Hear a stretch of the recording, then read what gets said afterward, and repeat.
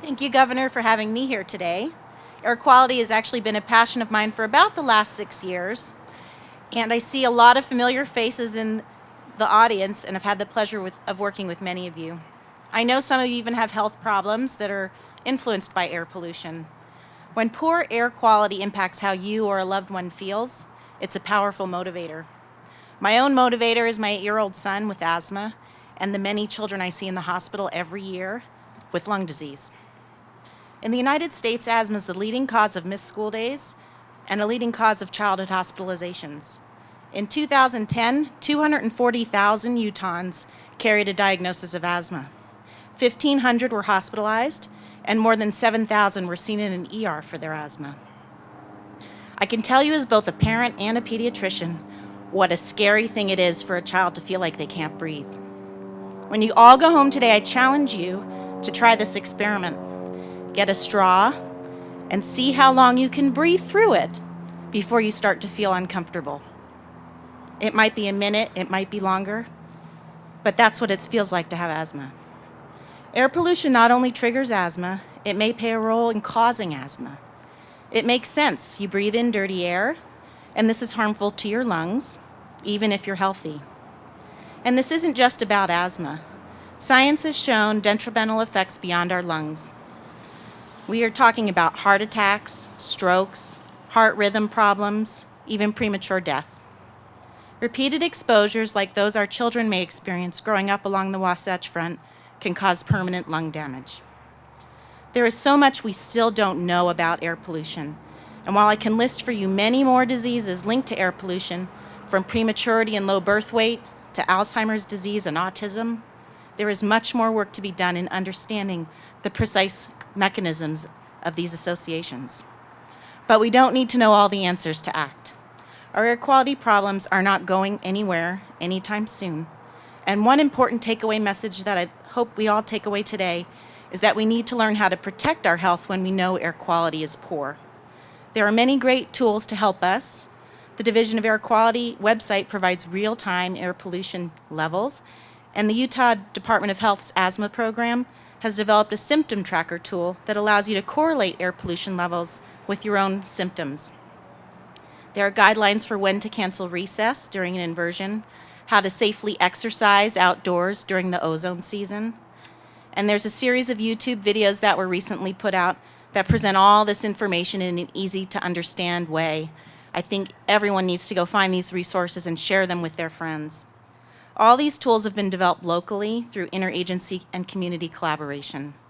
In many instances, there were no national guidelines to direct us, local solutions for a local problem. We need to see much more of this. In the time I've been working on this issue, I've seen many useful solutions come as a result of imagination and cooperation with fellow Utahns.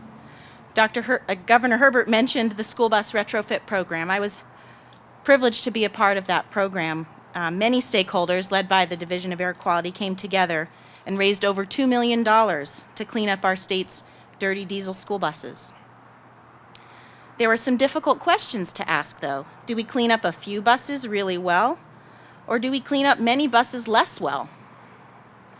With the hope of providing some benefit to all rather than maximal benefit to few, we went with the lesser fix. What that means is we still have much more work to do, but in the end, we have done something that makes a tangible impact. During these difficult economic times, we are faced with even more daunting challenges. In a state that's rich in natural resources and relies heavily on extraction industries for its livelihood, how do we rectify opportunities for job growth and creation with myriad air pollution sources that have well-known and frankly costly health effects? Well, at least I have my health. Unfortunately, in many ways, this isn't really true. In fact, we know when it comes to air pollution, those facing the most adversity are often the hardest hit, in part because they live closer to the sources of air pollution, like industry and our major roadways. Our health suffers from the choices we make every day, whether it's a big decision like deciding to issue another air quality permit, or a smaller, more personal one, like choosing between driving to work alone in your car or taking public transit.